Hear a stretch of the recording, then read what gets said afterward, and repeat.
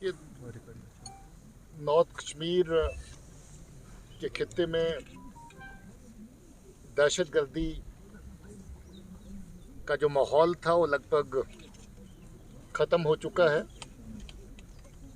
जहाँ पर आवाम की ज़रूरतों के हिसाब से उसके मद्देनज़र जहाँ पर तरक्याती काम तेज़ी से चल रहे हैं, सिक्योरिटी की सुरक्षा से क्या चैलेंजेस हैं, क्या चुनौतियां हैं, उनका टाइम टू टाइम रिव्यू लिया जाता है। और पुलिस की इंफ्रास्ट्रक्चर जो पुलिस के लिए नहायत ज़रूरी है, इसके बढ़ते हुए कद और बढ़ते हुए साइज़ के हिसाब से उनको एडिशन, रिपेयर, रेनोवेशन, उस तरह के काम जो हैं वो होते रहते हैं। आज के इस विज़िट में मीरगुंड से शुरू करके मीरगुंड चौकी नई तमीर करी, कुछ रिपेयर रेनोवेशन हुई,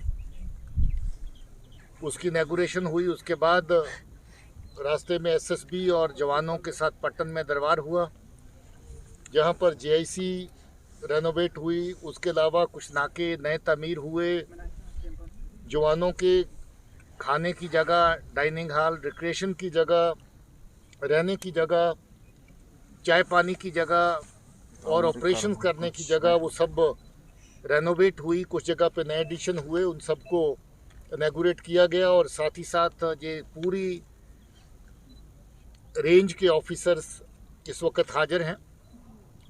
बाकी ज़िलों की सुरक्षा की क्या इस वक्त सूरत हाल है, उसका भी जायज़ा लिया जाएगा। लाइन ऑफ कंट्रोल के आसपास किस तरह के हालात हैं, उसका भी जायज़ा लिया जाएगा। और डिप्टी कमिश्नर बारामूला हमारे साथ हैं। इनके ताउन से जो जहां पर कुछ काम ऐसे हो रहे हैं, आज हमने हमारे शहीद साथी बिंदास के नाम पे बिंदास चौक का भी इनॉग्रेशन किया। आप जानते हैं वो शहीद साथी जिसने दहशतगर्दों का मुकाबला करते हुए अपनी जान की कुर्बानी दी, वो शहीद साथी जिसके परिवार वालों के लिए हमदर्दी पेश करने के लिए ऑनरेबल होम मिनिस्टर खुद उड़ी के पहाड़ी के मकाम में उनके घर पर गए और परिवार के साथ ताज़ियत की।